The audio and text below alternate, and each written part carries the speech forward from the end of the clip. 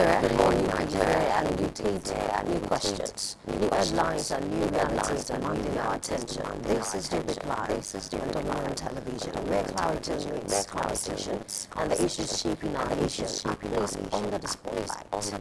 I'm Oluwayemi Adewaman. It's great to have you. It's great to have you.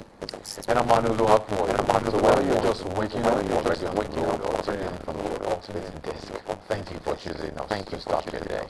This is your front row seat. This is your front seat behind the headlines. Definitely. We begin with Daybreak Jason. Daybreak political temperature is rising. Former Vice President Abubakar has fired strong words at the ruling APC, describing it party of forgers and beggars.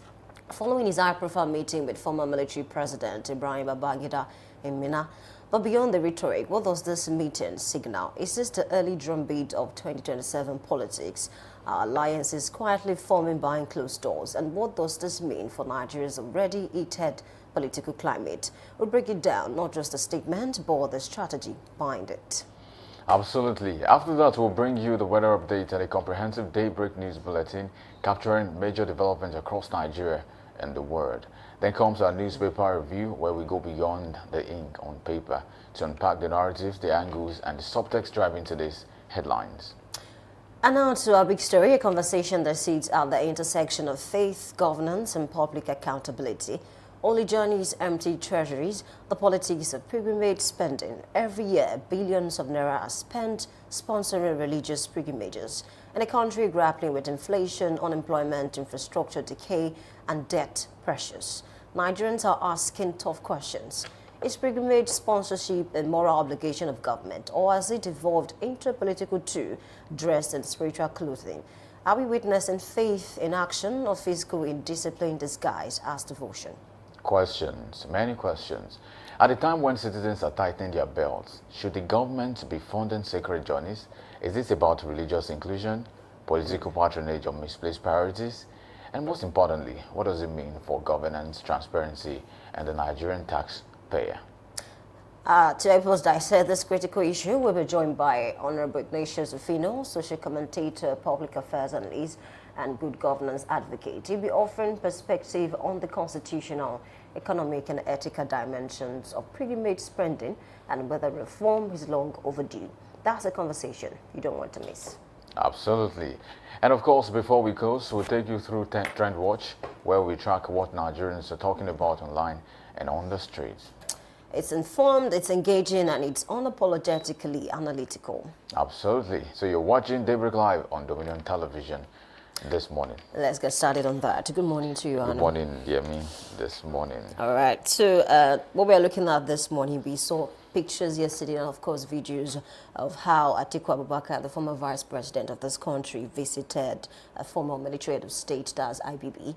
And then alongside Makinde, we also saw, videos and pictures of him as well, that Daybreak, visited IBB yesterday at his Minna residence. And then after that, they granted interviews, but then I think Makinde didn't even speak to any of the press men, but for Atiku Abubakar, he answered some questions, and that is what led to this headline, that is trending online, because he said some things. He said APC is a party of forgers, is a party of riggers, those are very strong statements to say, and then he had to break it down. And so by forging, he was trying to say that, okay, this party, they forge certificates, they reduce their age, and they do all sorts, and of course for rigging too, he said they are even planning to rig this particular election that we are preparing for, that is the next general elections. And then he had to link it to the recent, the recent issue going on with the Senate. And then recently the Senate are saying they want to pass that law that will allow or accommodate both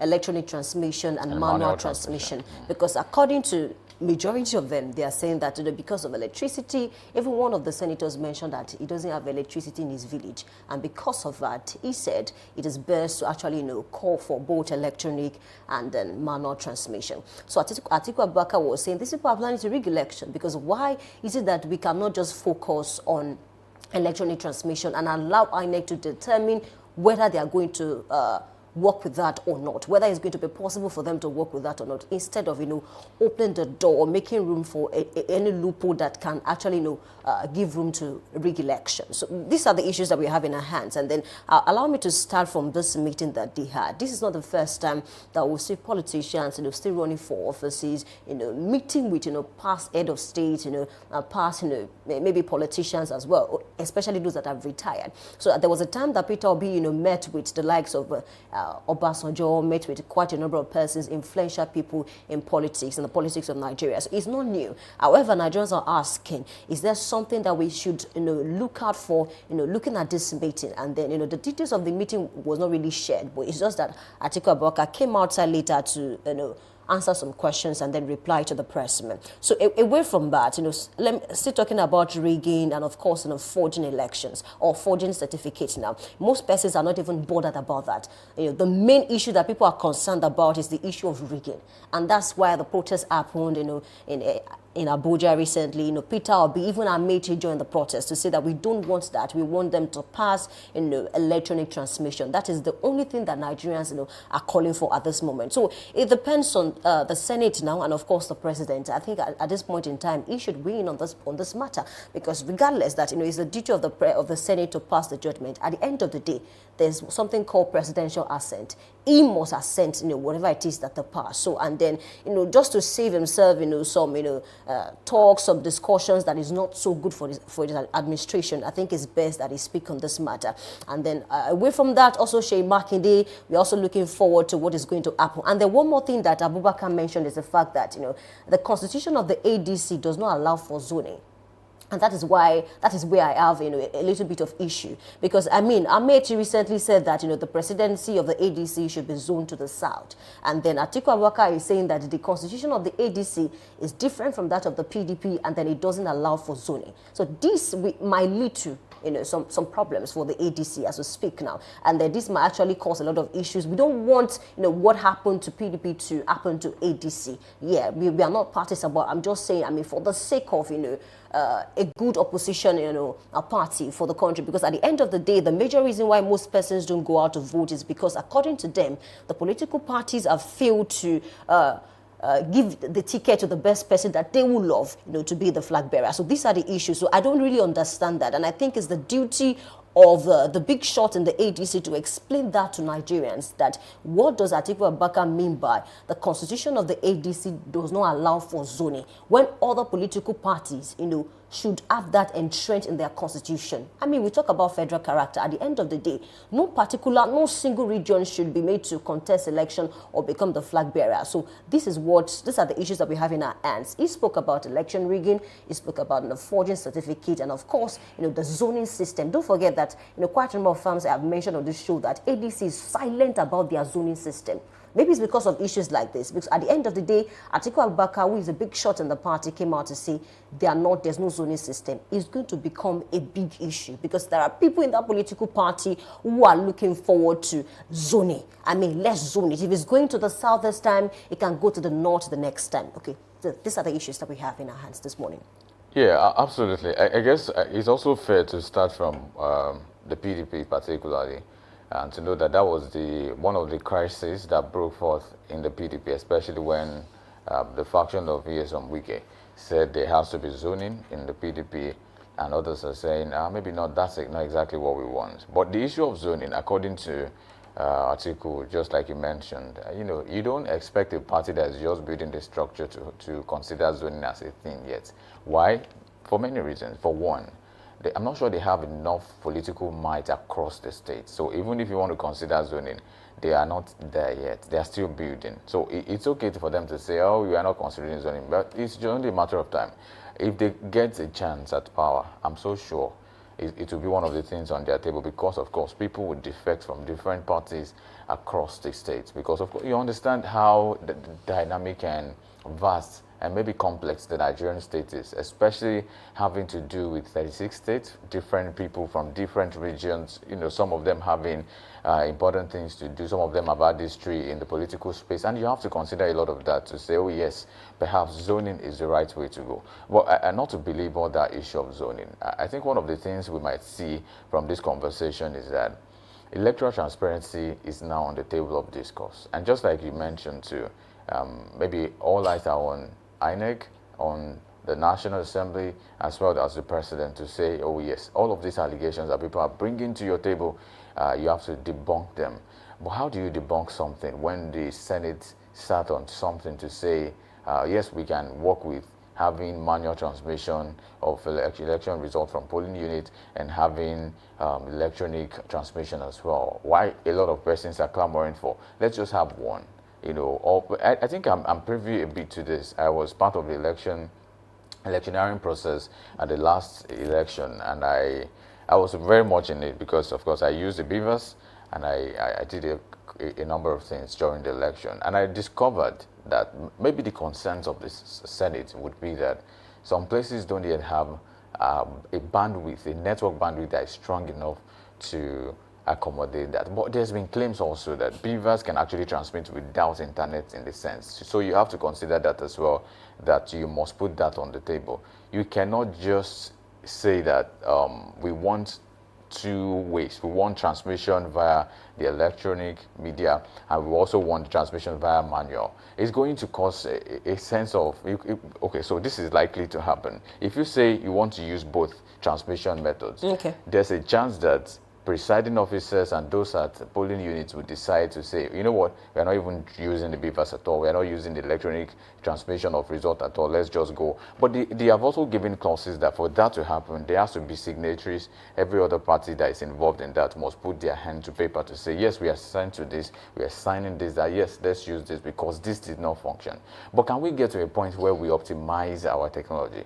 Many countries in the world are not even going out using ballot papers and all of this. Life is moving so fast. I think Nigeria is still sleeping.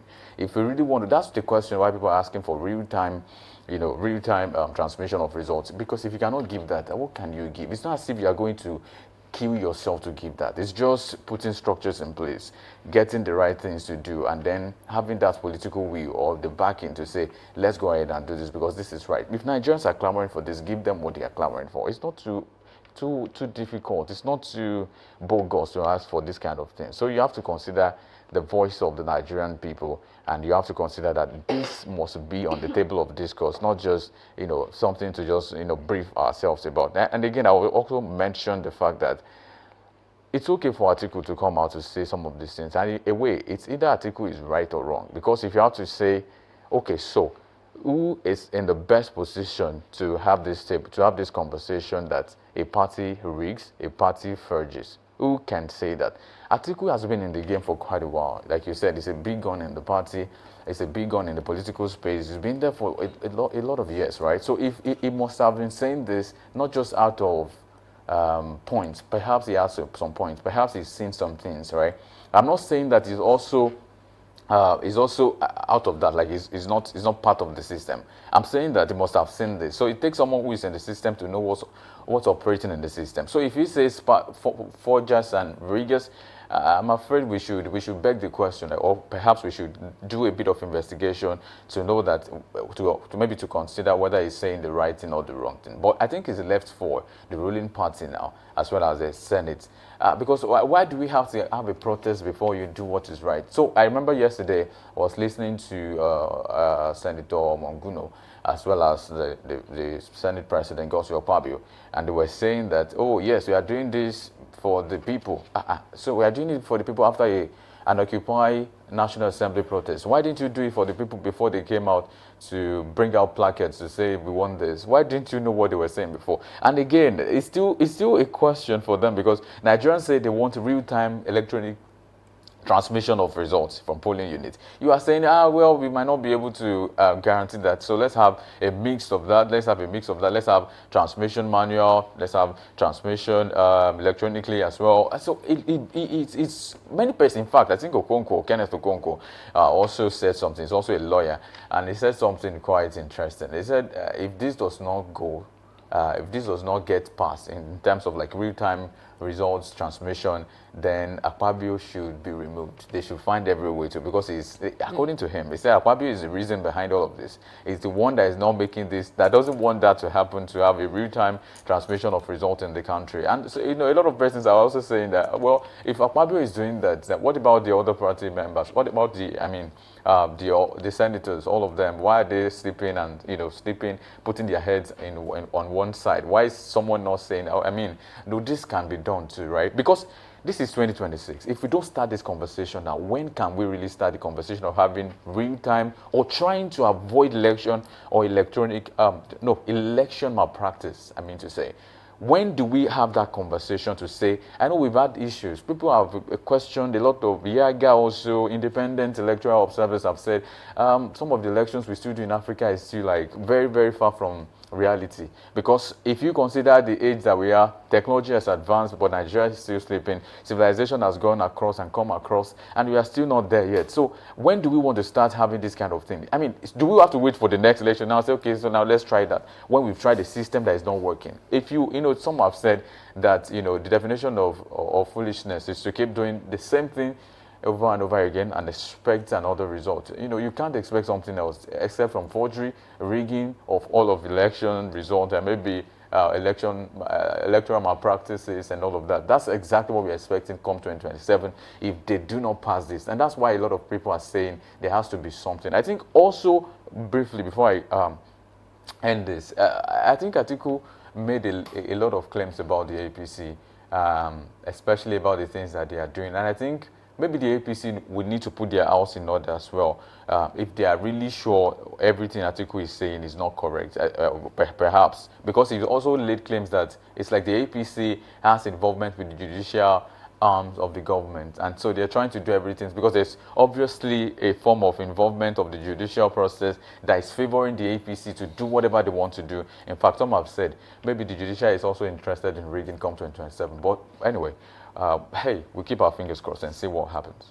Yeah, we do that. So one thing that you mentioned is talking about the court issue, because Akpabio himself mentioned that the reason why they don't want to include real time is because they don't want anyone to take that to court after the election and say, INEC passed real-time electronic transmission and then they did manual transmission in some areas, and that's why we're bringing the case to court. So Akpabio is trying to avoid that might cause issues, especially after the election. But at the end of the day, it's the duty of the INEC to still determine whether it's going to work or not. The last election, just like you mentioned, in a lot of irregularities, some persons could not even vote, some persons could not turn print because of the issues. So I believe that INEC must have been able to pick one or two, from the issues that they encountered last election. And that's the main reason why we are saying that, okay, INEC should look at those areas and look for how they can actually better the situation this time around. How many years ago now? About 3 years ago now. So is it that INEC has not done anything at all? Anything at all to ensure that some of the issues that they encountered the last time, they won't encounter it again. Sorry. These are part of the things that we should begin to talk about. Because if INEC cannot assure us that, some of the things that they encountered the last time, they will try their best not to encounter the same thing this time around. So what are they really doing? Regardless of, let's not even talk about, the resources. So, and then these are the issues. And one more thing that you mentioned is, allow me to take it back to the issue of zoning now. When APC came to power, it was a coalition. It was a combination of some political parties coming together to form APC. Talk about ACN, talk about CPC. And then one thing APC did was that they understood the concept of zoning. They knew that the president in power at that time is from the south. And so they had to bring up someone from the north.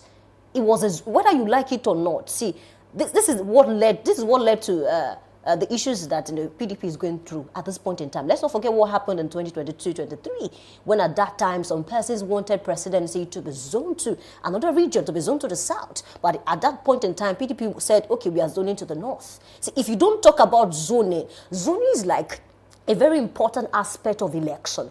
It determines whether you win or not. Because you talk about federal character. So if ADC is saying, okay, it's not entrenched in our constitution, good luck to them. The only window now is if ADC can agree. I mean, if the majority can agree to say, okay, no zoning system, we want to bring this person, or we want this person to emerge, we are giving this person a ticket as a flag bearer of the party, that's cool.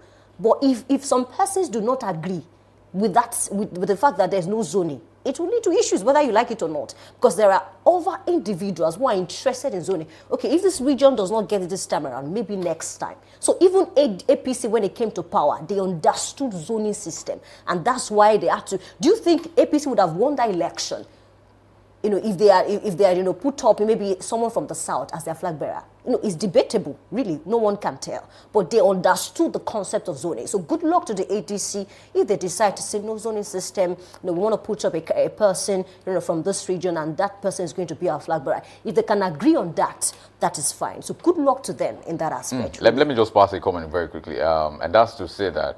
But when you mentioned what is the INEC doing, I think I mentioned it one time too, that for every election, after the election, INEC should start working. And I know one of the problems we face is that we have new INEC chairman all of a sudden, and then it starts getting to know how things are operating in the place, and a lot of that again. But what do you say to the issue that we have a disparity in what was presented at the House of Reps and what was presented at the Senate chambers? So that's another conversation, right? That's why a lot of persons are saying maybe there's a lot of plans to rig 2027 elections, because you can't have disparity in what you have at the Assembly, the National Assembly, as well as the House of Representatives. It should not be the same. All right, so I think it's time to take weather reports. We'll visit this conversation, you know, again, you know, as we progress. Let's start from Abeokuta this morning. Weather feels like 24 degrees Celsius, and later is expected to rise to 29 degrees Celsius, cloudy around 6%. And in the afternoon, there's a rise to 33 degrees Celsius, mostly cloudy around 21%. And in the evening, there's a drop to 28 degrees Celsius, mostly cloudy around 14%. And overnight, 25 degrees Celsius, mostly cloudy around 8%. And that's what we have for Abeokuta this morning. The weather remains almost the same in Ibadan, or your state particularly, at 24 degrees Celsius across board, expected to be cloudy. And later in the morning, it rises by 4 degrees Celsius to 28 degrees Celsius, expected to be cloudy as well. And afternoon, it rises much further to 33 degrees Celsius, also expected to be mostly cloudy. And remains mostly cloudy in the evening, dropping to 27 degrees Celsius. And by 3 degrees Celsius, it drops overnight to 24 degrees Celsius, expected to be mostly cloudy as well in Ibadan, or your state. Okay, let's cross over to Ekiti Southwest. Weather feels like 23 degrees Celsius, and later this morning is expected to rise to 27 degrees Celsius, cloudy around 2%. In the afternoon, there's a sharp rise to 32 degrees Celsius, showers around 36%. That's quite massive. In the evening, 25 degrees Celsius, partly cloudy around 7%, and overnight, 23 degrees Celsius, cloudy around 9%. That's what we have for Ekiti this morning. And from Ekiti to Lagos now, still in Southwest, the weather feels like 29 degrees Celsius across board, and it remains the same later in the morning at 29 degrees Celsius, expected to be mostly cloudy at 5% humidity. And also in the afternoon, it rises to 31 degrees Celsius, expected to be mostly cloudy. It remains mostly cloudy in the evening at 28 degrees Celsius. Then it drops by 1 degree Celsius overnight to 27 degrees Celsius, remaining mostly cloudy at 8% relative humidity in Lagos today. Okay, let's take you to Ilorin this morning. Weather feels like 24 degrees Celsius, and later is expected to rise to 29 degrees Celsius, mostly cloudy around 1%.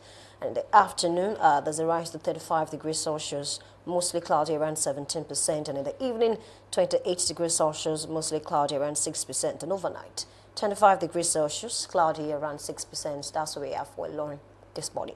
And I'll still stay in the southwest. Of course, Osogbo is where I land, because the weather is averagely at 23 degrees Celsius across board today, and it's expected to be cloudy almost all day. Later in the morning, it rises by 4 degrees Celsius to 27 degrees Celsius, also expected to be very cloudy. It remains mostly cloudy in the afternoon, rising also to 33 degrees Celsius, and then it drops to 26 degrees Celsius in the evening, expected to be mostly cloudy. It remains mostly cloudy overnight at 24 degrees Celsius, dropping by 2 degrees Celsius overnight in Osogbo today. Okay, let's take you to Kaduna Airport this morning. Weather feels like 19 degrees Celsius, and the morning is expected to rise to 28 degrees Celsius, partly cloudy around 0%. In the afternoon, 35 degrees Celsius, partly cloudy around 0% as well. And in the evening, it drops to 24 degrees Celsius, clear around 0%. And overnight, 19 degrees Celsius, partly cloudy, around 0%, and that's where we are for Kaduna this morning. And a far drive from Kaduna to Owerri today in Imo State, the weather feels like 24 degrees Celsius, and later in the morning rises to 30 degrees Celsius at that particular place, and later in the afternoon it rises by 33 degrees Celsius, expected to be cloudy as well, and then it drops in the evening to 26 degrees Celsius, expected to be mostly cloudy. It drops much further overnight to 24 degrees Celsius, expected to be mostly cloudy in Owerri Municipal, Imo State today. Okay, that's how far we can go talking about weather reports this morning. We need to take a short break, and when we come back, we take the news. But before then, do well to follow us across our social media platforms, Facebook, Instagram, TikTok, and YouTube at Dominion Broadcast, and of course on X at Dominion Cast. We'll be right back. Please stay with us.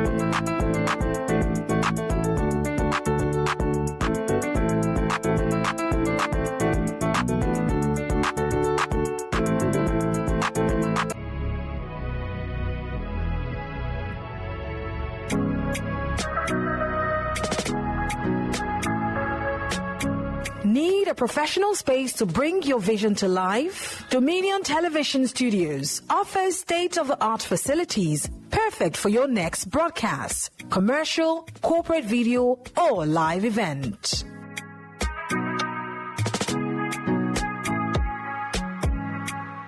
With flexible rental options, cutting-edge equipment, and a supportive team, we provide the perfect environment for high-quality productions. Unleash your creativity.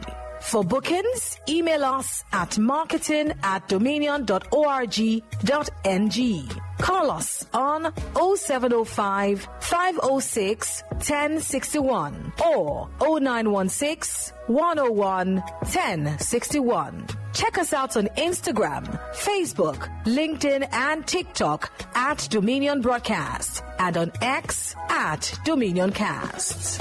Book your space today.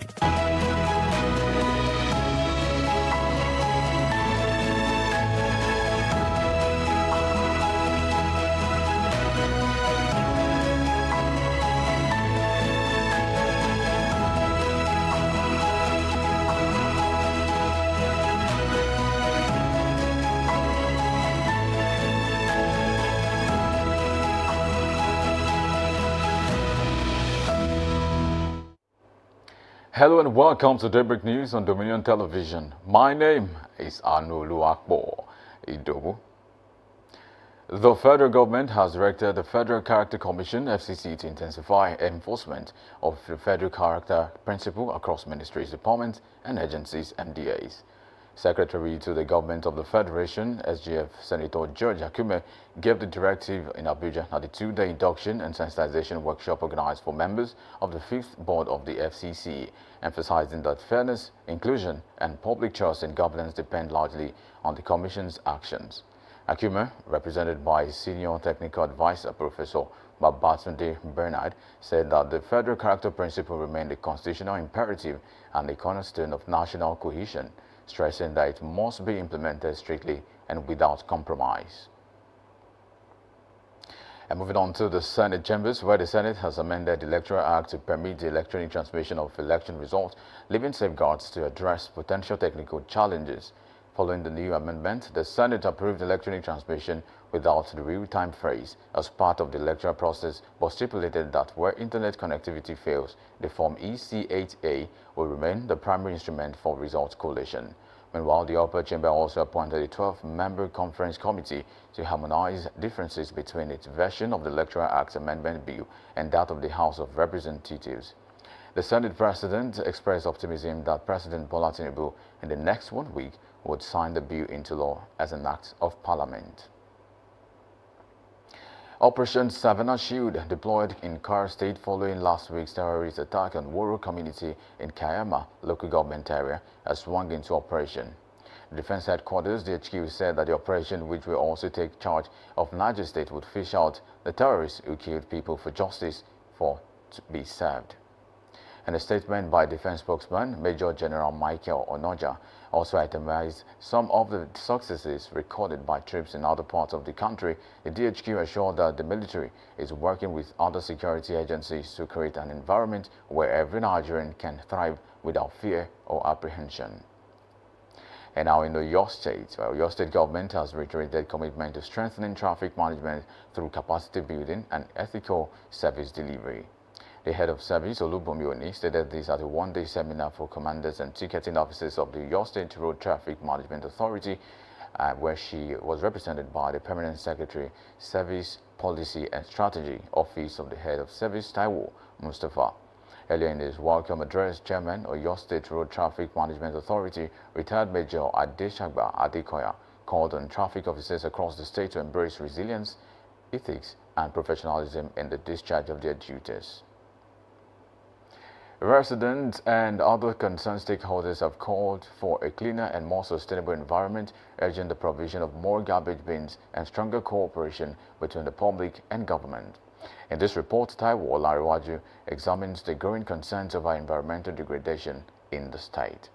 Residents and other concerned stakeholders have called for a clean and sustainable environment, urging greater public government cooperation, improved sanitation practices, and provision of more garbage bins. Findings show that poor environmental conditions are negatively affected internally generated revenue in many states across Nigeria, as sanitation challenges continue to impact commercial activities and public health. In Oyo State, the environment sector has been identified as one of the areas with weak performance under the Seyi Makinde-led administration, despite the appointment of 4 commissioners since 2019. Visits to major markets, including Gbagi, Ojo, and Bodija international markets, indicate that more effective measures are needed to tackle environmental degradation and pollution. Some traders and the social commentator called for stronger collaboration between traders and government. We need the cooperation of the people with the Oyo State government to make environment to be more better than this. The night we will clean the place, we sweep it and pack it. When we come the next day, we will clean it and pack it. And most of us, as you can see, we have waste bin there. Whatever we eat or we do, we put it inside the waste bin. Reacting, Governor Seyi Makinde, while swearing in the 4th Commissioner for Environment and Natural Resources, Ademola Adenrito, said the government is ready to enforce environmental laws and daily sanitation measures to address indiscriminate waste disposal, pollution, and environmental degradation. The challenging ministry is one of the areas that we have not been able to perform as I would have loved to see. Over time, in the environment, in waste management, climate action, environment protection, and several other things like that, is trying to sharpen our axe. Now we're ready to cut it down. Recall that the state government has, in the last 3 years, inaugurated an environmental task force, and there are expectations that renewed efforts under the new commissioner will promote a healthier environment and improve sanitation standards across the state. Taiwo Olanrewaju, reporting for Dominion News. And in business, the Nigeria Revenue Service, NRS, has set an ambitious revenue target of 40.7 trillion naira for 2026, banking on stronger non-oil collections, expanded compliance, automation, and tighter enforcement to sustain recent growth momentum. The target, unveiled at the NRS management retreat in Abuja, represents a sharp increase of about 44% from the 28.29 trillion naira collected in 2025 and more than 6 times the 6.4 trillion naira recorded in 2021, reflecting the federal government's push to boost domestic revenue and reduce reliance on borrowing. Speaking at the retreat, Executive Director of Government and Large Taxpayers at the NRS, Amina Ado, said the service's strong 2025 performance provided a solid base for the 2026 target, stressing that the gains were driven largely by operational improvement rather than inflation or exchange rate effect. She said the results were significant given the relative stability in the exchange rate in 2025.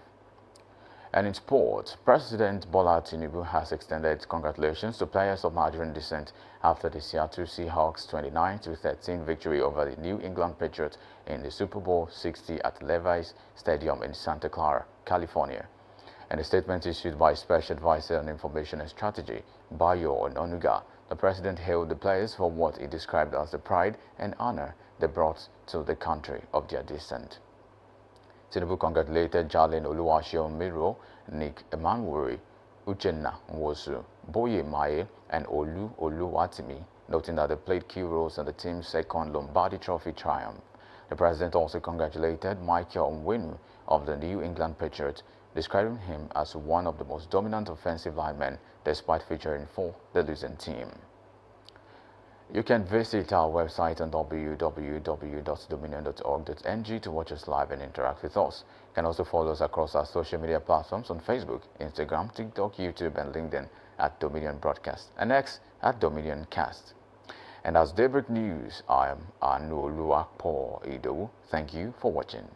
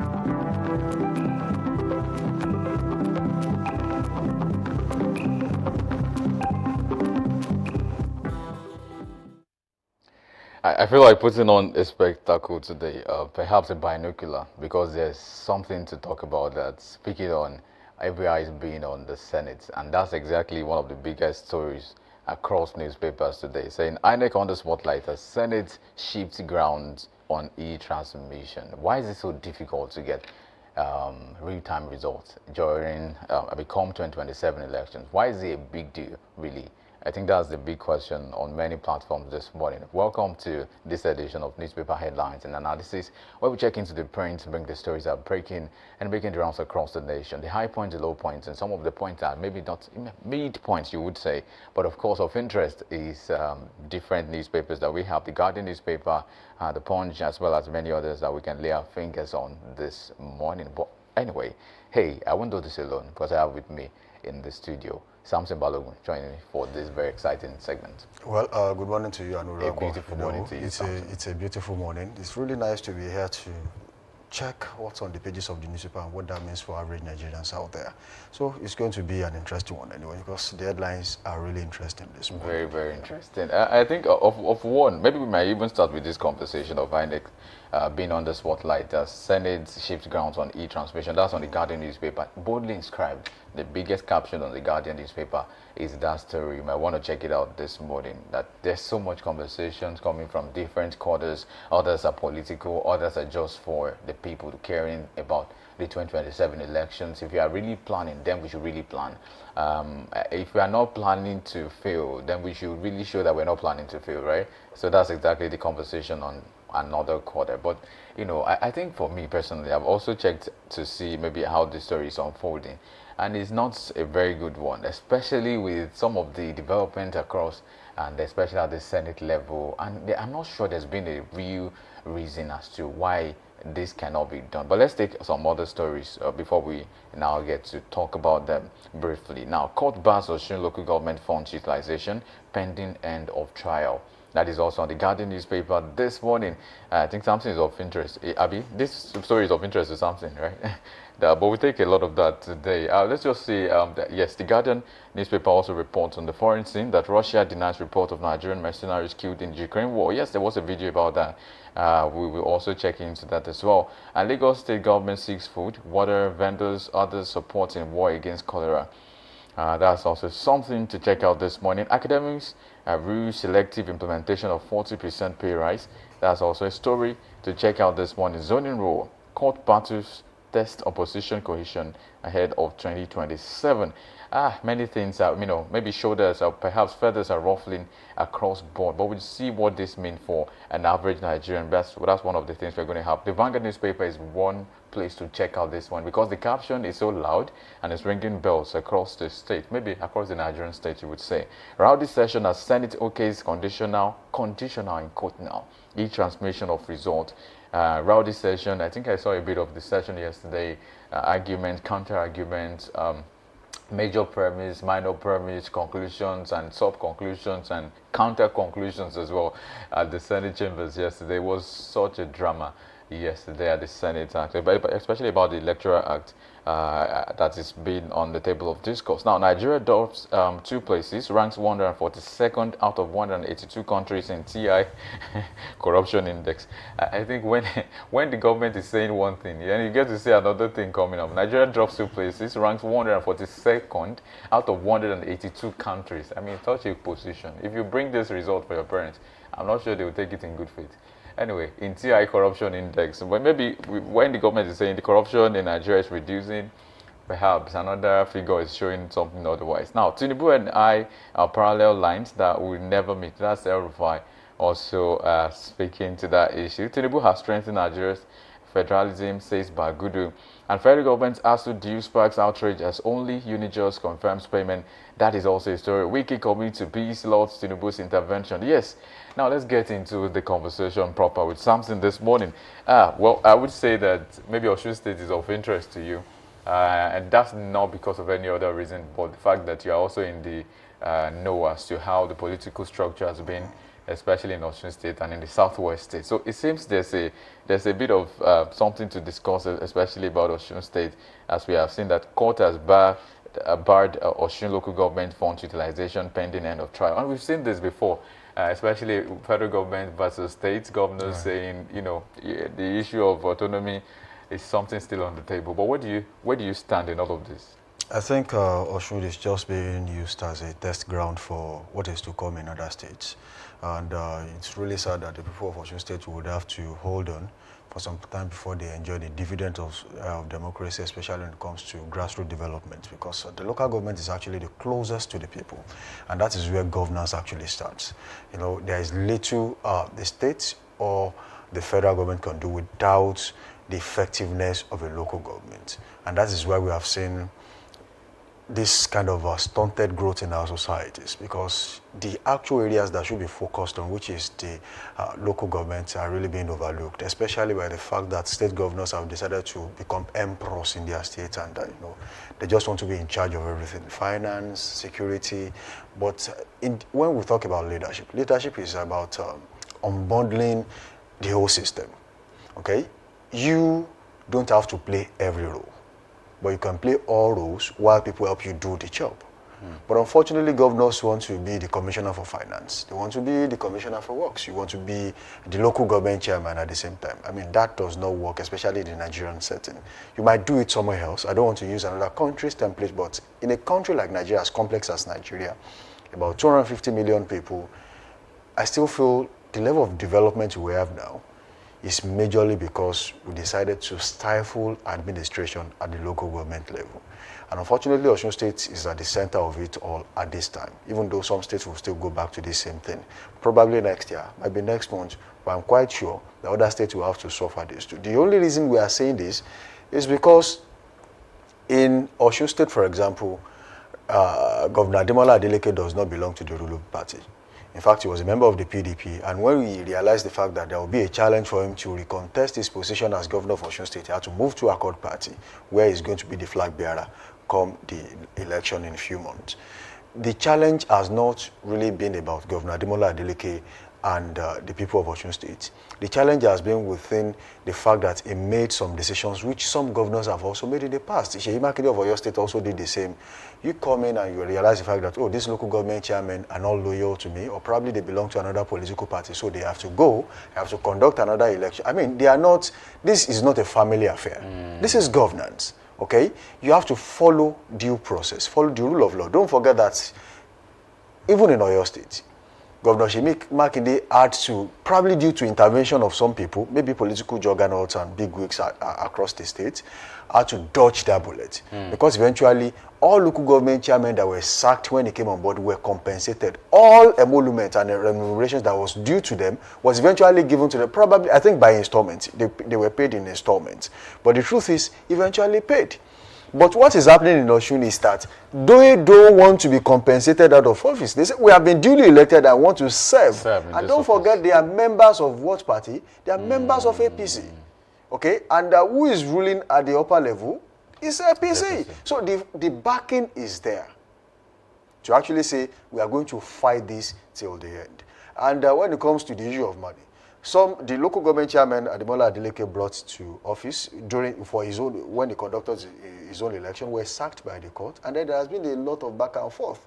The federal government said, oh, since the APC local government chairmen have been reinstated, so they have to have access to funds due to the local government. The Ademola Adeleke faction are going to court to say, look, we are the duly elected local government chairman. So a lot is happening. And I am really afraid of how the judiciary will interpret what is going on in Osun State. And I'm still not sure what INEC is doing to ease that pressure off the judicial arm of government, to tell them, look, this is the situation, okay? And, you know, some people have been saying, oh, INEC should be unbundled. Okay, if we unbundle INEC, we are still going to see the same thing we are seeing with OSEC, the same thing we are seeing with LASIEC, and so many other state electoral councils. It's still going to happen, because when they eventually become tools in the hands of the governors when conducting elections. And some have said local government elections should not be conducted by state governors, should be conducted by INEC. So if you want to unbundle INEC, you are still talking about taking local government elections to INEC. So it means that we are not ready for unbundling. Okay, it's the thing of the mind.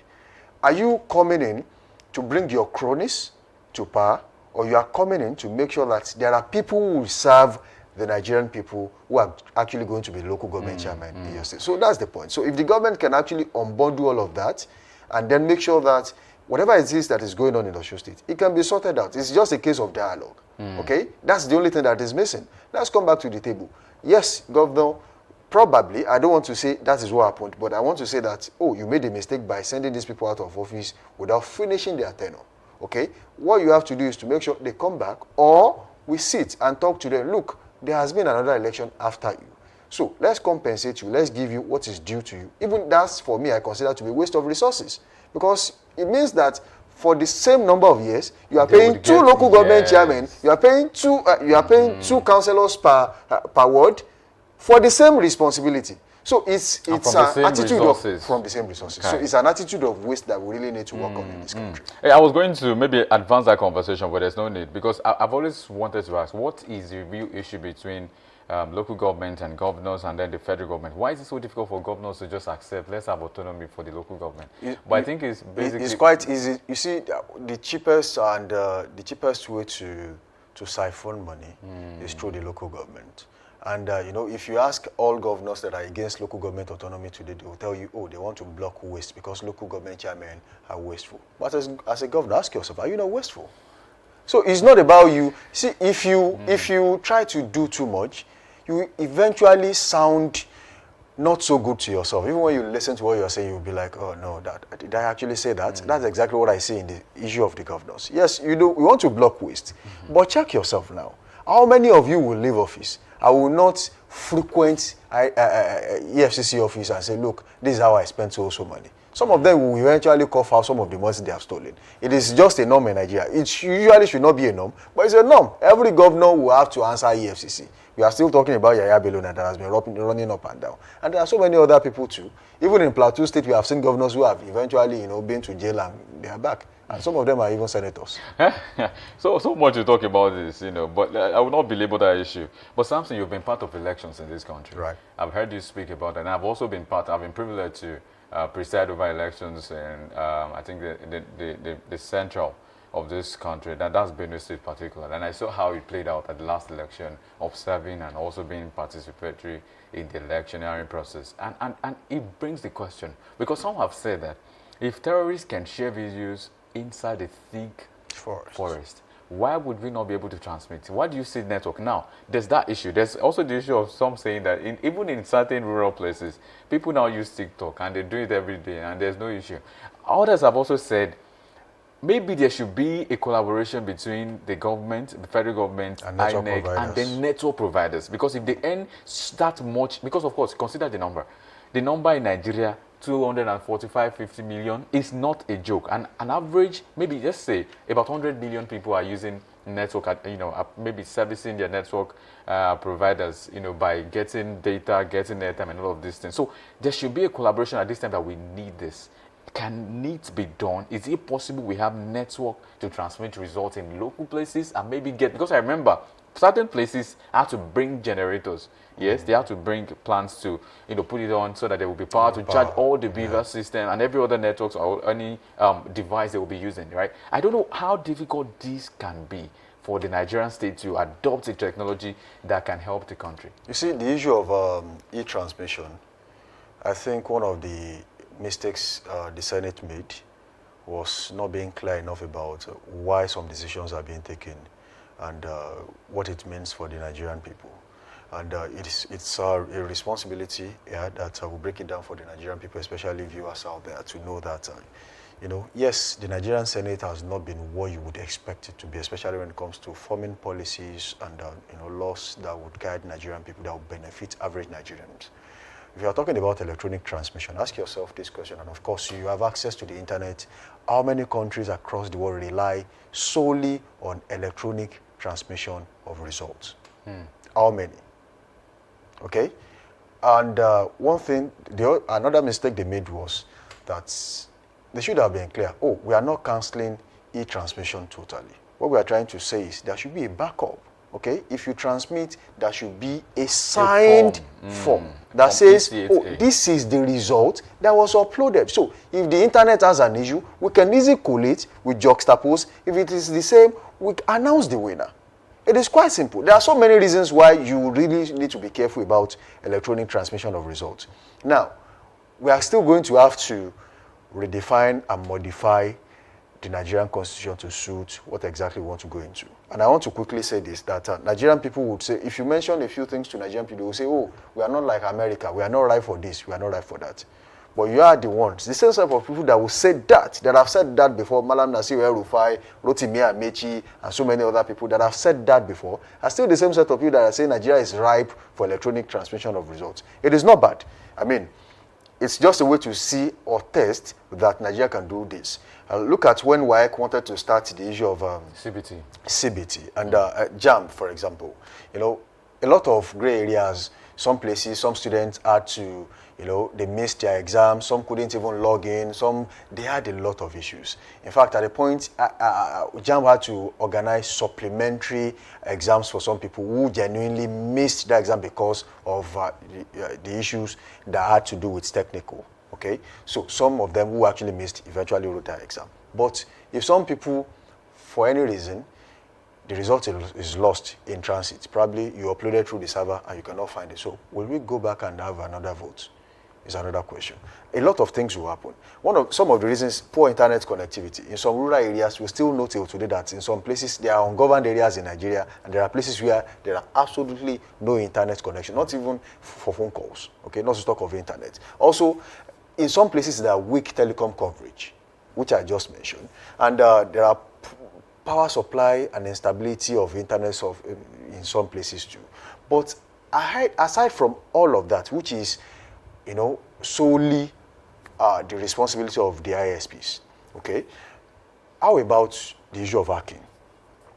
Okay, how about malware attacks? How about server breaches and data interception? These are things nobody is talking about. But for every policy you are bringing on board, there has to be a soft landing.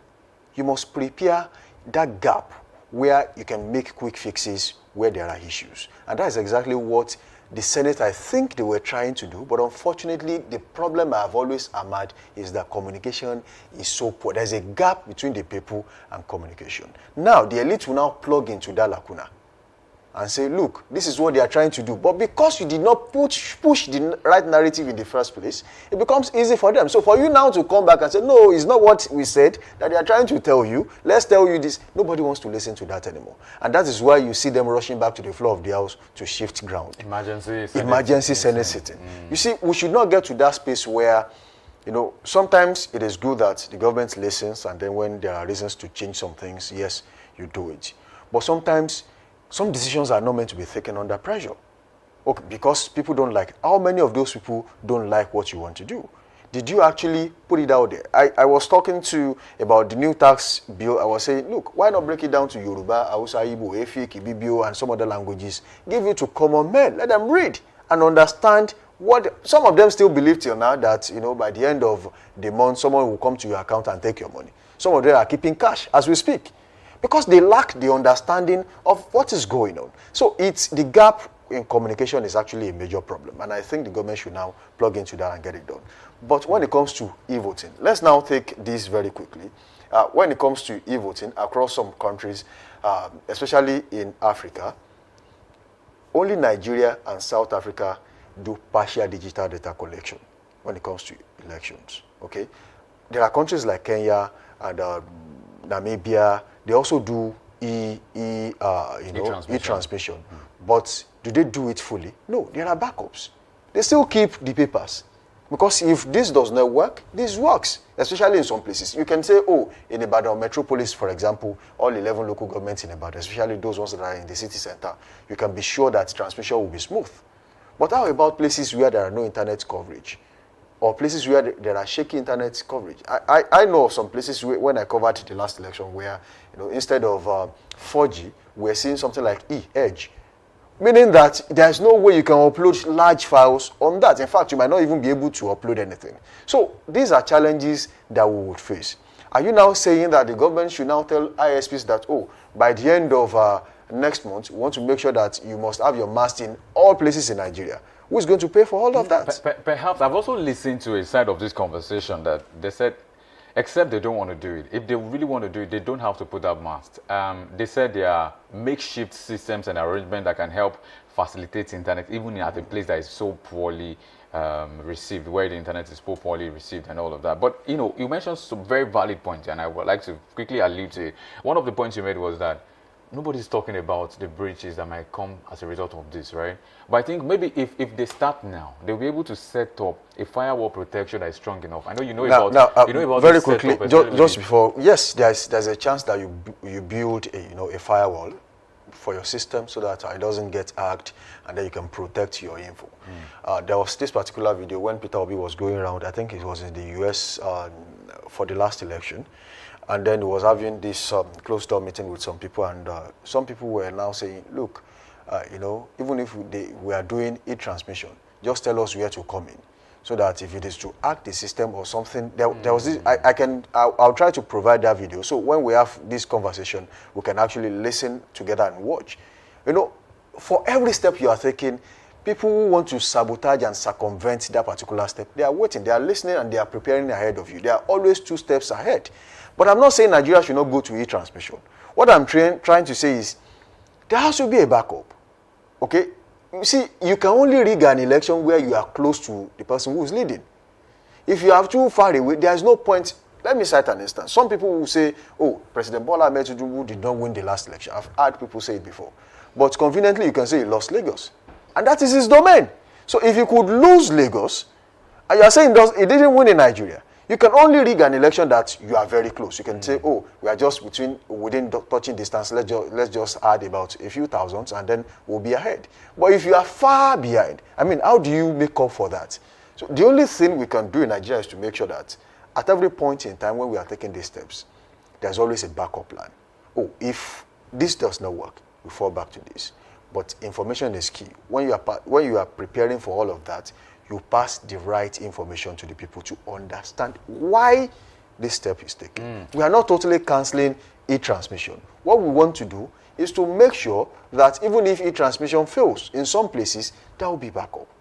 I think what led to the Occupy National Assembly protest was the first call. I think, like you said, communication is also a big deal in this discourse now, because the first call was Senate councils e-transmission way before the protest. So once that came about, they did not explain in details why they said they would like to have that. And all of a sudden, we are reconvening. There has to be a meeting concerning this because there is a protest. Why should we have to wait for protest for the right things to be done, right? I'm saying, I think I understand where you're coming from to say, if Nigeria is one of the few countries in Africa that are getting it right, especially with having dual transmission, it makes a lot of sense to say Nigeria is also expected to lead and pace set, right? We are supposed to be the flag bearer of greatness, of development, of civilization, even in Africa, right? So if I know this conversation, I don't know so much about this, but I believe this conversation is the right conversation, especially now, this 2026.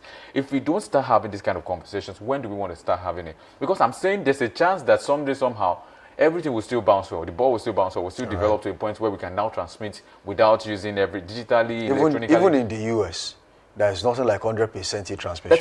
So let me quickly make this point that it is actually understandable that there's no perfect system. Right. I've seen issues of rigging in developed nations. They've talked about issues of malpractice here and there. There was this issue of malware attack, in the last breaches election. And all of that. So there's a chance for that. But what we are saying is that, like you mentioned, was the INEC in that room when there should be a representative of the INEC, a representative of some people who have worked with the INEC before, to say, we want to make this, okay, is there any possibility that Nigeria can attain this in this election? And if you cite that we had a consultative forum where the INEC was present, where some ICPC and all EFCC members and a lot of other organizations and agencies are there. I know. And they put it there. I think it's better that way. One of the issues you would have in a country like Nigeria is that, usually we take decisions even without informing who it concerns. Okay, it's impossible for me to barb you in your absence. And that's actually impossible. But unfortunately in Nigeria, people do it. You just discover you are not there, you've been barred. And it's just quite unfortunate that majority of these decisions does not really affect them as a person, especially the elites, the politicians, But the problem is it affects Nigerians. And when we are talking about situations of this magnitude, why not have representatives from each geopolitical zone? How about, from federal constituencies? Stakeholders in all of this. Where is the place of INEC? It should be an open hearing where we bring everyone together. Let's discuss why we want to take this step. So once that is decided, you would know that it will be very difficult for anyone to now come out and say, we want to protest because, obviously, it was not just the Senate that decided on this. There were actual Nigerians on the floor of the House when this was, it should have been an open session where everyone would have consented to it. Look at what happened yesterday when Abaribe said, oh, this particular one that we have actually, we want to pass, that we should vote. But immediately he said, no, I want to withdraw my motion for voting because for some reasons it felt like there was no way that anyone would oppose the one that was just reviewed. So unfortunately, we have such set of leaders. In fact, you go and check the floor of the House. You'll find people who have been there for years. Some of them don't even, go to plenary sessions. Some of them are not even in the country. They travel more than they sit in the floor of the House. And some of them have never raised their hands up to say, oh, I have an idea. They are just there. So if you now pack such people on the floor of the House, what kind of decision do you think they will make? They definitely don't know exactly what the Nigerian people need. They don't know what they want, and definitely will always come back to this table to discuss why we are taking the wrong steps, especially at delicate times like this. I think it's a very good place to draw the curtains on this particular segment of newspaper headlines and analysis. Thank you very much, Samson, for joining us again. Yeah, anyway. And of course, we'll now switch focus to the big story with Oluwayemi Adelakun. But that will be shortly after this break. Stay with us.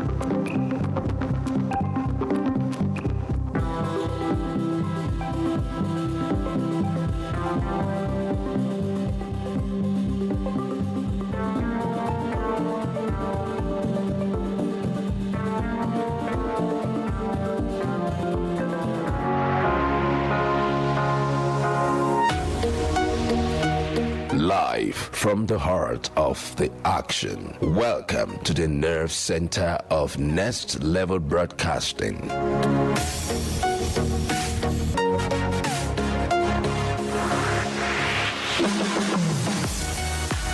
This is the OB van, where the studio meets the street. Equipped with cutting-edge cameras, crystal clear audio, real-time switching, and broadcast control, we don't just capture moments, we deliver the experience live. Anywhere, anytime, from stadiums to red carpets, breaking news to buzzing festivals, weddings, birthdays, and all sorts of ceremonies. We bring the world to your screen in real time. It's not just a van, it's a complete mobile production house, a command center, a broadcast beast. This is more than a broadcast. This is the OB van difference. Live, loud, limitless.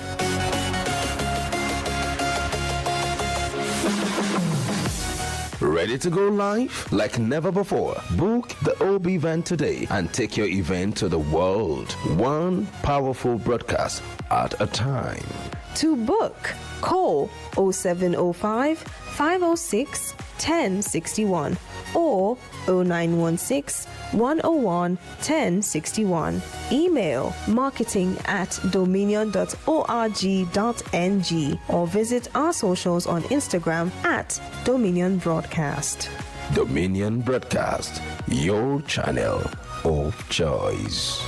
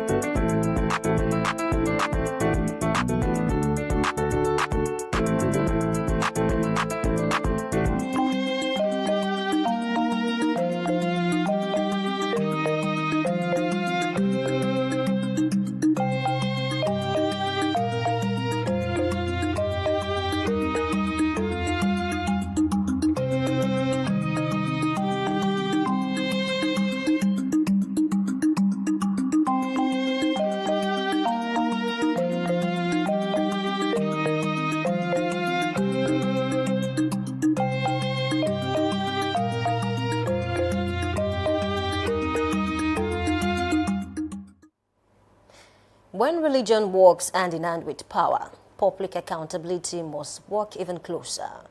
Welcome to Big Story. I'm Oluwayemi Adelakun. Today our conversation sits at the crossroads of faith, governance and public finance. We're examining a subject that stirs deep emotions and even deeper questions. Holy journeys, empty treasuries, the politics of pilgrimage spending. Government involvement in pilgrimage sponsorship in Nigeria did not begin as a political spectacle. In the early post-independent years, state support for pilgrimages was largely administrative, helping citizens navigate foreign travel, ensuring safety and coordinating logistics for religious obligations, particularly the Hajj. Over time, this support became institutionalized with the creation of pilgrims' welfare boards at federal and state levels.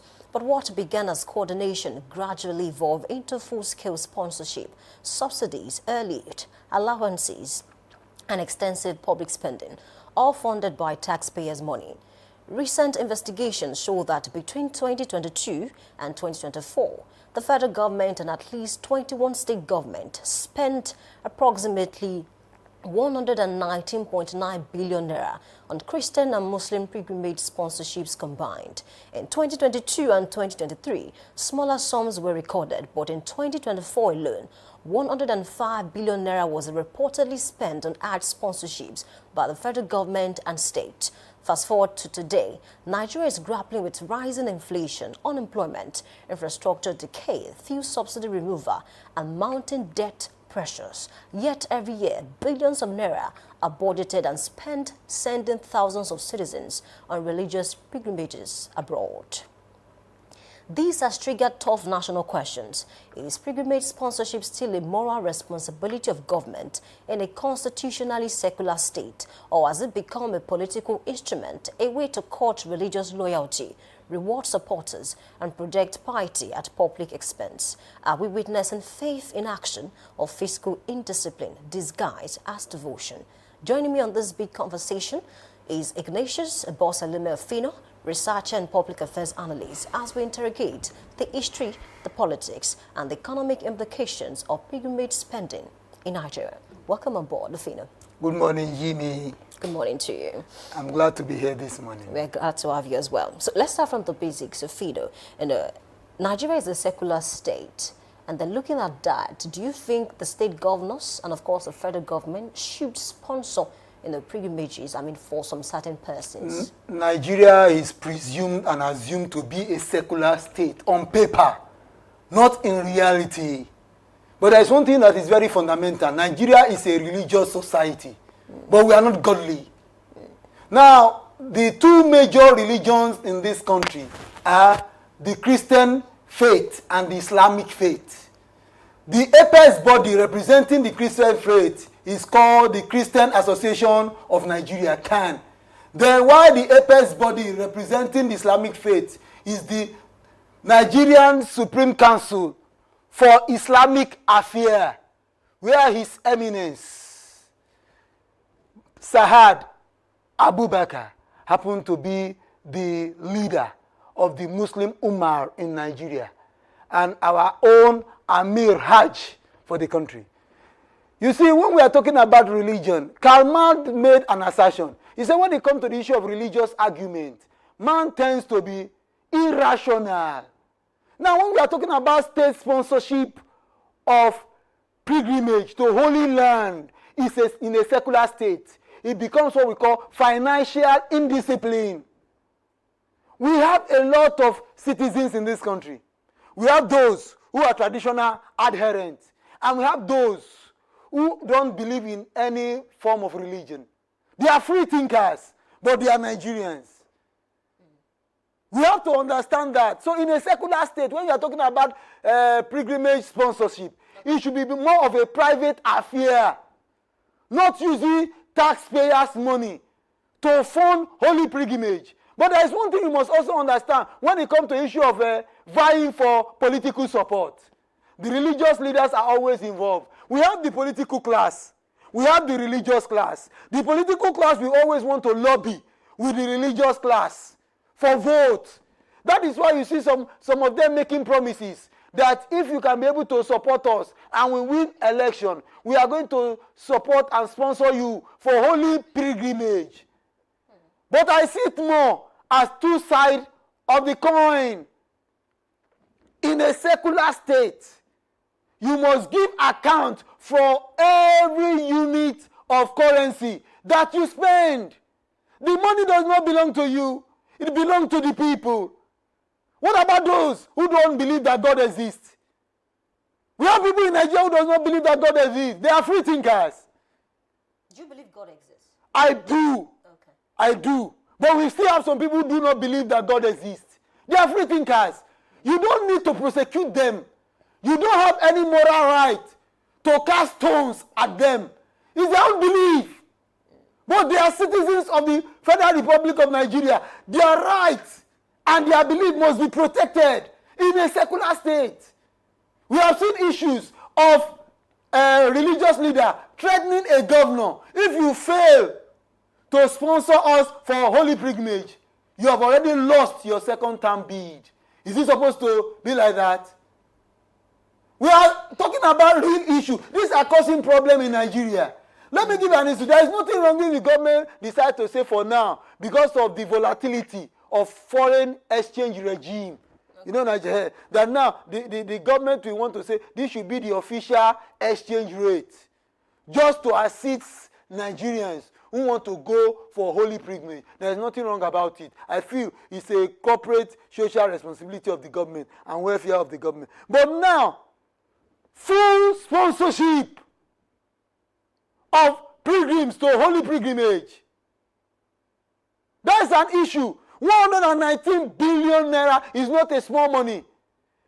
What about the issue of rural electrification in this country? Where is the rural electrification project? None. It no longer exists. If government decides to spend 119 billion naira in our rural areas, believe you me, more than 10,000 houses, I'm talking in our villages, they will get power supply. Okay, Ofino, some politicians have argued, that it didn't start with them. This all sponsoring pilgrims, as a matter of fact, is even older than the Nigerian state. Because, many years back, even before the colonizers came down to Nigeria, across the West and North Africa, the caravans, they traveled, they were sponsored. But then, at that point in time, it was majorly administrative. They want to make sure that you are safe. They want to make sure that you will not contact diseases when you travel to those places. They make inquiries on behalf of the pilgrims. But then something happened, even in Nigeria, because even during the pre-colonial period, colonial period, but then certain things changed, especially during the era of oil boom in Nigeria. I'm talking about the 1970s. And then we had, Yakubu Gowon, who made it more pronounced. Even during the era of, IBB, it was also more pronounced. Sponsoring the pilgrims, full sponsorship. So who do we blame?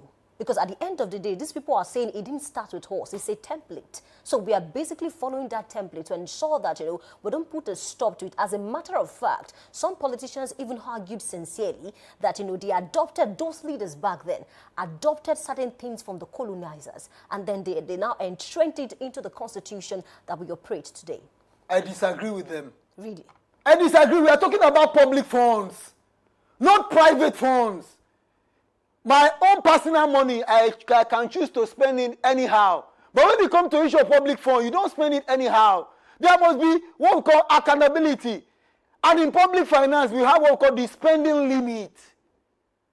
We have to be honest to ourselves.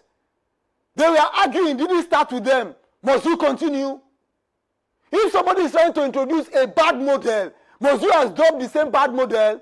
If somebody is trying to introduce what we call a bad precedence, must I follow suit? We are talking about public funds here.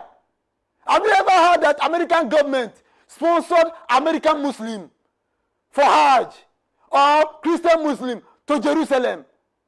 Jerusalem, Mecca and Medina today happen to be one of the most influential international tourist centers in the world. Saudi Arabia is making more money. Israel is also making more money. What stops Nigeria trying to establish a tourist center that will attract the rest of the world so that we can be able to make money? Foreign direct investment. Those two countries, Saudi Arabia and Israel, they are making a lot of money from holy pilgrimages. We have to be honest to ourselves when we are talking about secularity. Now, the political class is to blame. The religious leader is also to blame. Now, the political class have succeeded in using religion to divide us. They have also used tribalism to divide us the more. Nigeria, being a religious country, are we not supposed to have a zero corrupt economy? No! Religion in Nigeria has done us more harm than good. I stand to be corrected. Most of our religious leaders today, they are capitalists, greedy, and self-seeking individuals. Nigeria is supposed to be a country that will be adjudged and classified to have a zero corrupt economy. But most of the people that are corrupt today, they are either from the Islamic sect or from the Christian sect. How do you explain that? The high level of hypocrisy. I want to tell you today, Nigeria happened to be the world center for religious hypocrisy. Some religious leaders have also said quite a number of times that they are being wooed by these politicians to take money, to take sponsorships like this. What do you make of that? No, it's the fault of the religious leader. Okay. The religious leader knows what does religion teaches. Religion teaches what? Morality, good values. But you see, some of these religious leaders, they fail to speak truth to power. Okay. They fail to speak truth to power. That has been the problem. There is a big problem. There is one thing this man said, the former Cuban president, Fidel Castro. He said the world is not poor, but it is weaponized. And he went further to state that if only a tenth of the billions being spent on arms race were used, he said the world hunger will no longer exist. World hunger. You know there is hunger in the world. He said, now the billions of dollars that are being spent for armament, building of armament, he said if tenth, just only 1/10 of it is being spent for human welfare in the world, he said world hunger could be eradicated. That was philosophical. Most of our religious leaders today, they also accomplish it. Most of them have also been accused of sponsoring what we call religious terrorism in Nigeria. Religious extremism. What about that issue? Many will question your arguments, this particular one. No, I'm saying facts. Okay. Saying facts. Okay. Are we not having what we call religious terrorists in Nigeria today? Are we not having what we call religious extremists today in Nigeria? Okay. Ofino, apart from religion now, there are other persons who get the sponsorship and is not... It was reported by SR reporters recently. I'm talking about January this year, 19th. Governor Hope Uzodinma sponsors Imurek, 27 electoral officers and pilgrimage to Jerusalem. Using who? His own personal fund or public funds? Governor Hope Uzodinma of Imo State.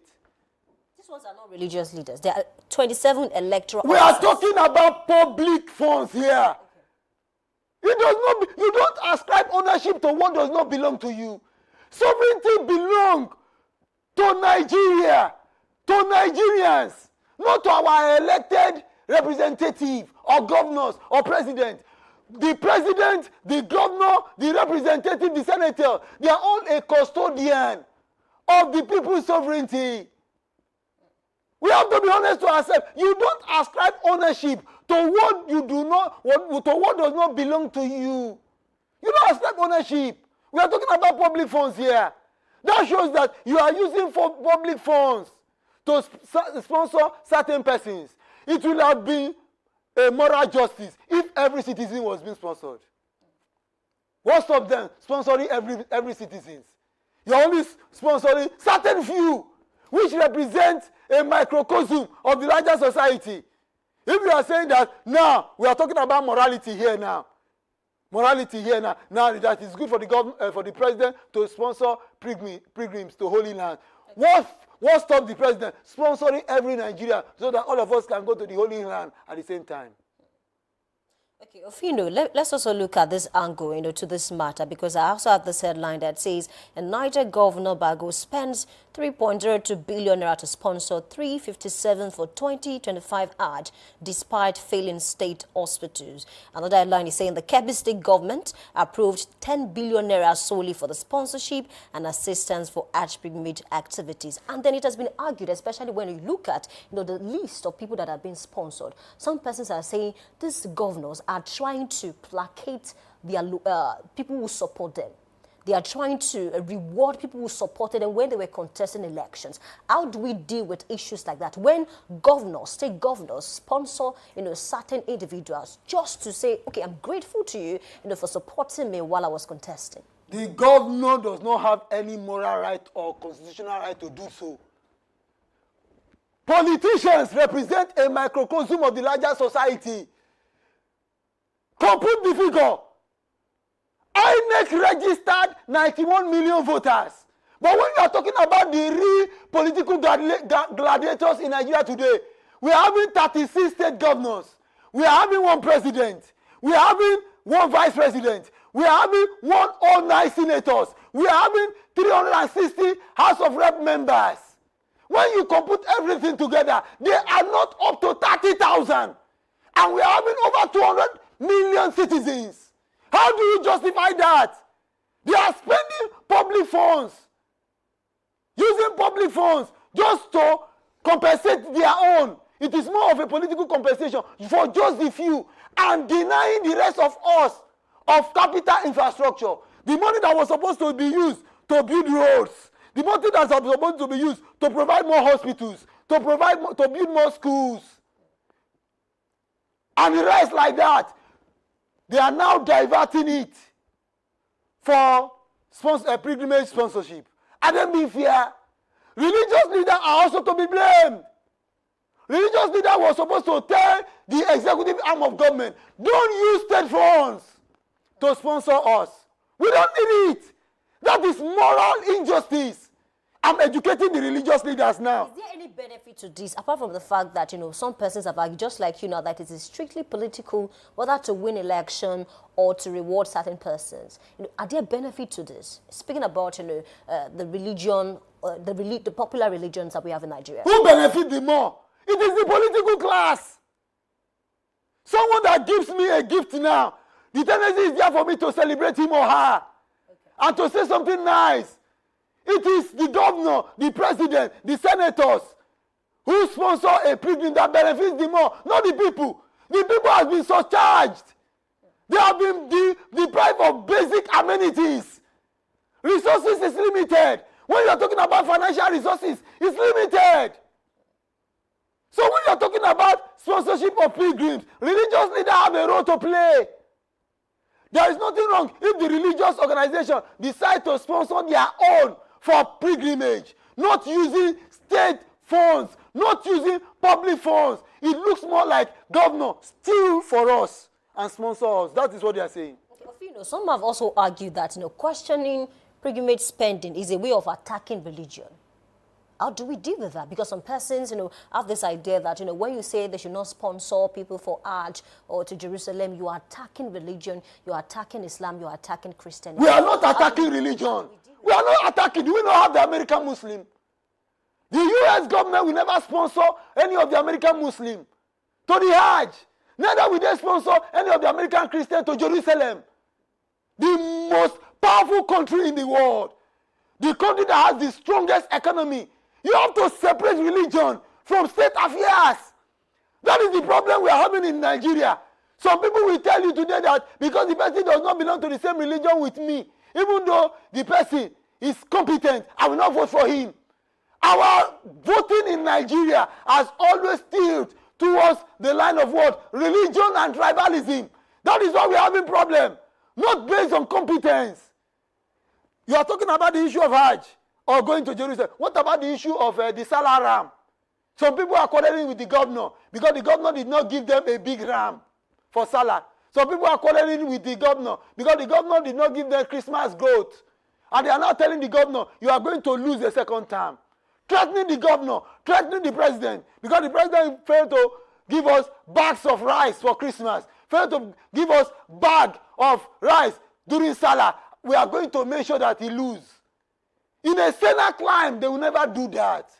How will you be telling, you are telling the governor and the president, steal public funds, use it to sponsor us for pilgrimage.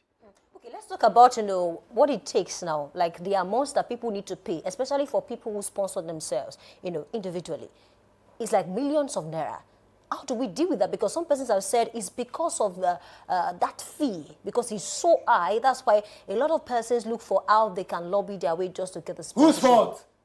It's the fault of the president, the government. Nigerian currency has been devalued since 1985 to date. During the days of General Ibrahim Badamasi Babangida, GCFR, the military president of the Federal Republic of Nigeria. Why? They went to apply for loan, the IMF loan. And that loan, we call it the killer loan. You know what they said? They said Nigerian currency is too strong. Go and devalue your currency. And Babangida accepted it. No! Somebody is telling me that because I want to apply for a loan, that I should go and devalue my currency. I should go and set my house ablaze, and I consented to it. How do you describe such a man? The public are the judges. So we have to be frank and sincere to ourselves. It's because our currency has been devalued. That is why we're having problem. If they say today the Hajj fare is $1,000, convert it. It runs into millions of naira. If they say the pilgrimage fare to Jerusalem is costing $1,000, when you convert it in naira, it's millions of naira. So what we have to do is this. Government must ensure that there is stability of the Nigerian currency. But don't expect Nigerian currency to go back to 1 naira to $1. It's not going to be possible. Sometimes as an economist, I say probably the time has come for us to change our currency. I wouldn't know how it's going to work. If today Nigeria decides to say, we don't want to adopt the dollar anymore, let's go back to the British pounds. The British introduced their pound to us. Okay. British pounds. And let's see whether the currency can have value. The capitalists will not allow. Because it will affect the money they have stolen in public, in their own personal treasury, in banks. Okay, if the government decides to put a stop to this old sponsorship, how do you think the public will react to this? Will it cause any uproar at all? It will not cause uproar. And again, it will also cause uproar by religious bigots. Religious bigots will react. But those of us who believe in secularism of Nigeria, we will not react. If I want to go for pilgrimage, why should I ask for state sponsorship? Why? I must find a way to ensure that I want to go to religious pilgrimage. And there is one thing religious leaders must know.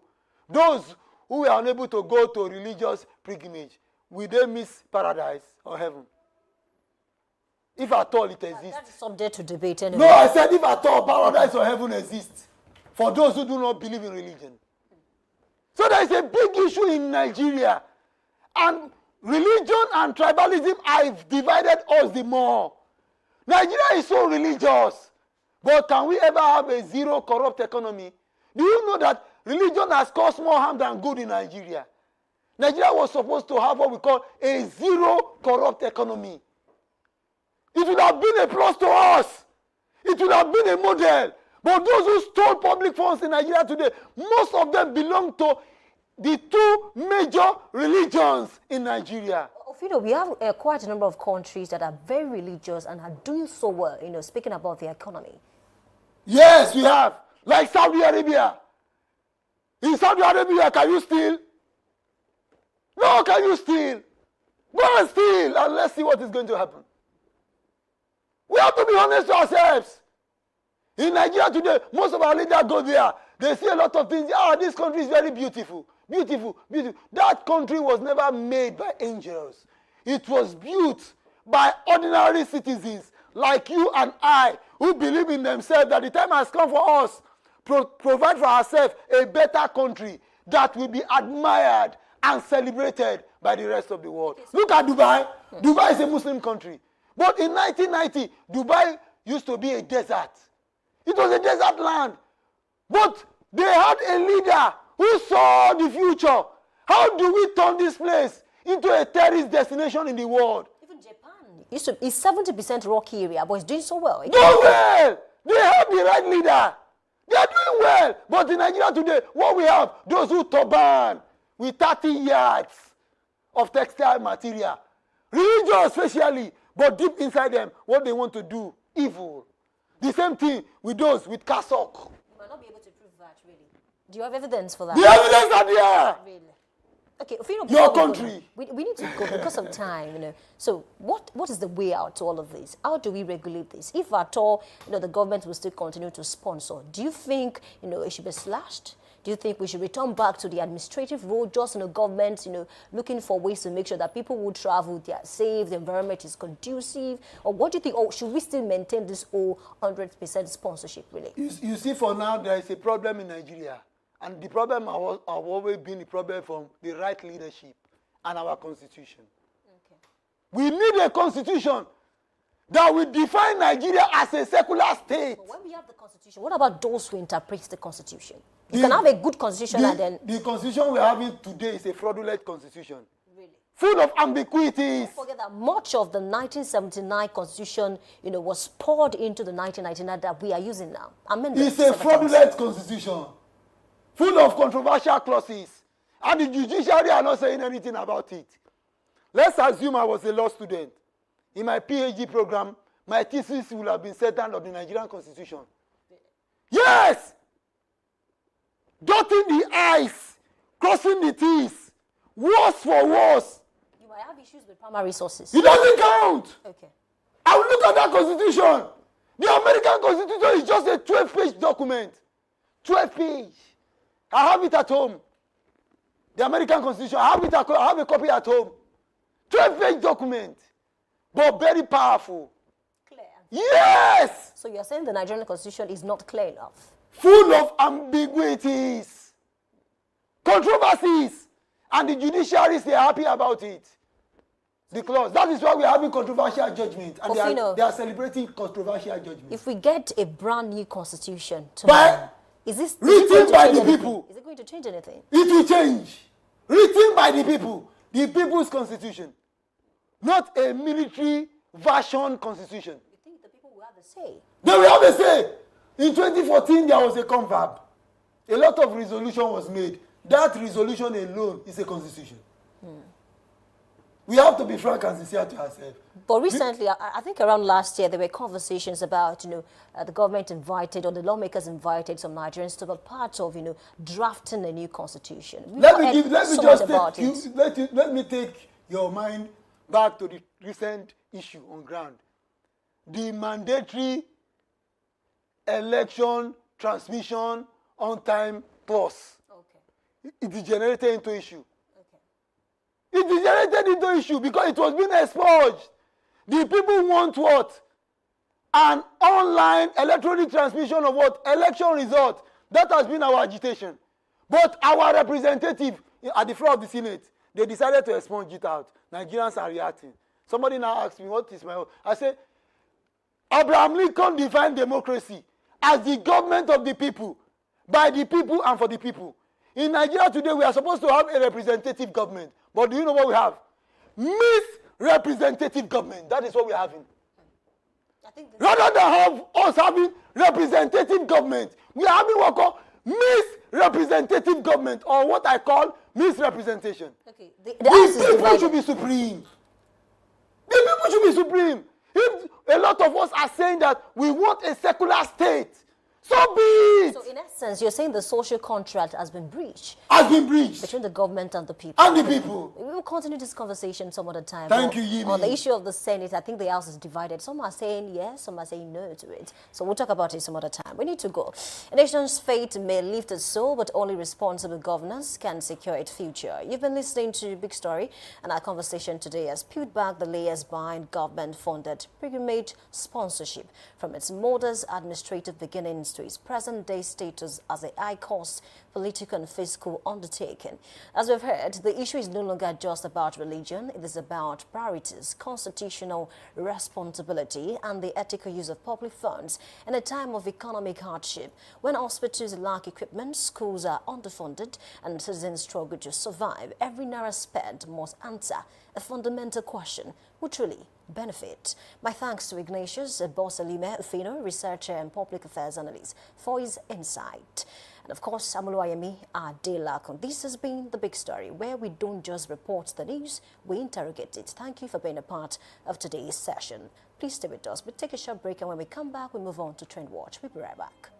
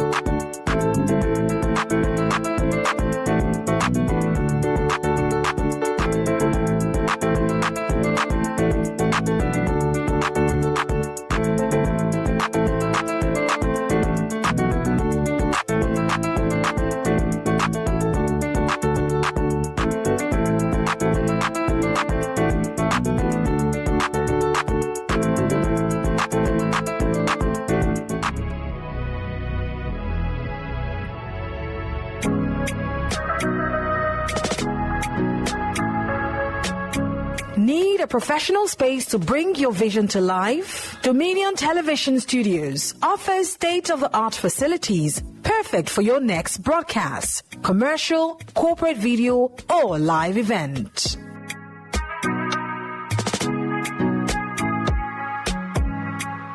With flexible rental options, cutting-edge equipment, and a supportive team, we provide the perfect environment for high-quality productions.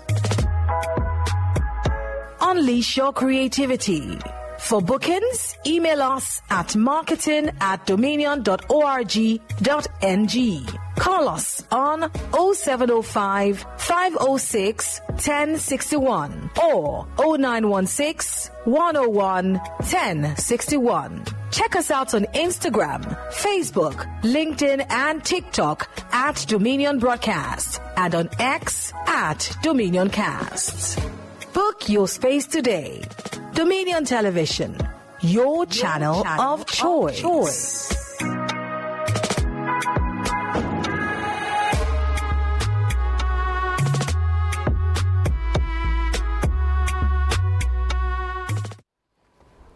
Of course, thank you for staying tuned to Daybreak Live, and now to Trend Watch to see what's trending across the nation, Nigeria. But that was a wonderful conversation. Perhaps I was going to ask you if you also like to go for pilgrimage come maybe next year, sponsored by the federal government.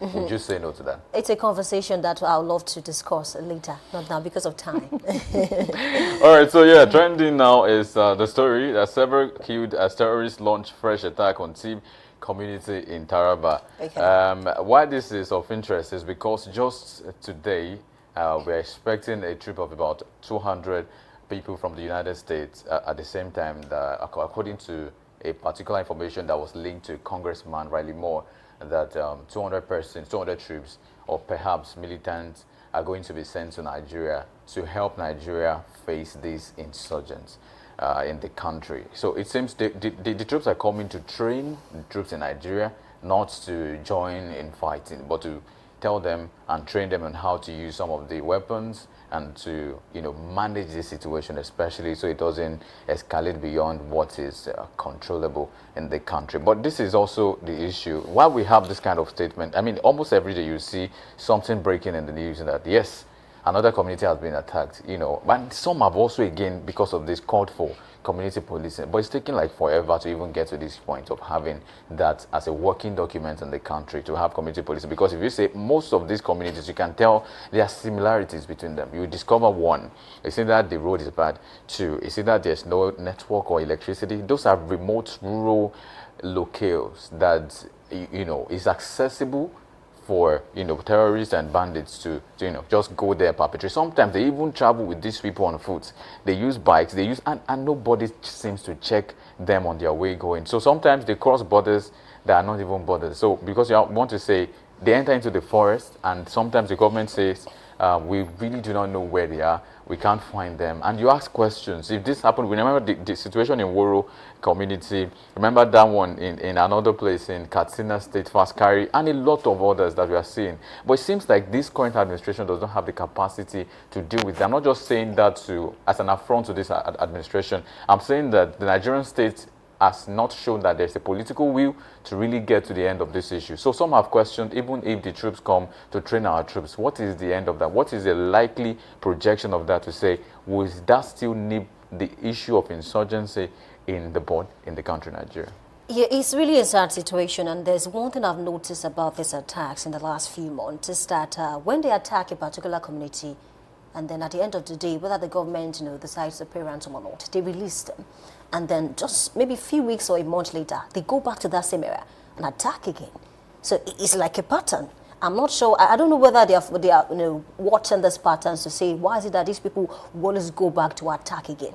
Recently, the First Lady, Madam Oluremi Tinubu, she submitted that, you know, she wants more of what happened last year, December 25, you know, when the United States, you know, they did something in Sokoto, you know, speaking about the ISIS now. She said that, you know, we want more of that so that we can be able to nip this on the board. It's really sad that, you know, despite, I mean, the U.S., you know, joining us in this whole fight against terrorism, we are not seeing changes. You know, I don't want to sound pessimistic now, but then it's obvious. Apparently, you know, we are seeing more attacks, and some persons are arguing to say that, you know, we are seeing more attacks because the Nigerian government decided to involve the United States. You know, it doesn't really make sense to a lot of persons. We cannot do it alone, obviously.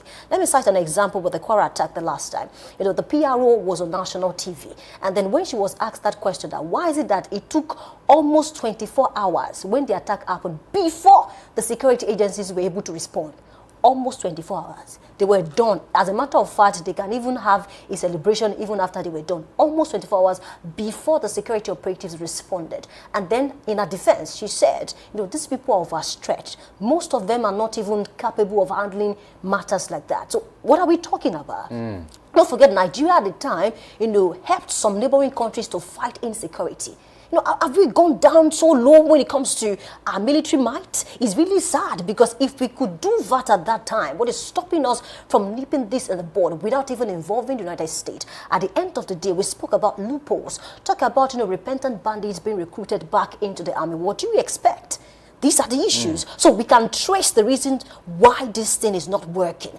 Despite last year, the president, you know, said, okay, this number of persons should be recruited into the army, you know, forest guards, you know, resources, things like that. But we are not seeing the effect of this. It's a problem. Even when you invest in a business, you should be able to trace your profit. So now a lot of money is being spent on a daily basis, yet insecurity is rising so hard. It's a problem. And at the end of the day, allow me to be optimistic about this, that maybe in recent times we'll enjoy, or we'll see, you know, what it is that is going on, and we'll be able to, you know, curb this in a way to ensure that people are safe in their own country. Really. Let's just take a few comments before we call it quit on this particular topic. Victor OME says, anyone thinking of voting APC in 2027? I can't read that. Madam George says, which way Nigeria?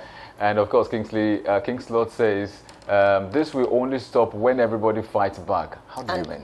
It's really crazy, because you can't expect people to fight. I mean, how many persons can undo a gun, really? And then Credri is saying, see how human beings have been reduced to zero. Are we still not seeing the danger ahead of this union? Speaking about, you know, United States joining, really, it can be a plus, really. I mean, they have more initiative. They have, you know, the equipment. They can train our people over here, and of course we'll see changes. But it depends on if we are ready to take that, and then if we're able to close those doors that are opened, that is allowing these people to do whatever they want to do, and of course escape with it. Don't forget, this doctor that was abducted recently, and then those people, they went to the hospital, and then he was able to identify them. It speaks to the fact that they don't cover their faces. They are so confident that no one will be able to trace them, if at all, even if they trace them. What could really happen at the end of the day? It's really sad. And of course, yes, it is. Sometimes they use TikTok, they dance, they do videos as well, and you see bandits parading money, showing, this is Nigeria that has a security budget. We have security architecture, we have all of that, we have president, leaders, and all of this is still happening. It's a very, very sorry case. But of course, my name is Anolu Akpoido, and this is a good time to say thank you very much for watching. And of course, tomorrow again, we'll come again and do justice to every of the stories we have. Bye for now. All right, my name is Oluwayemi Adelako. Thank you for being a part of the program. Do not forget that this country belongs to every single one of us. Let's make it great. Bye for now.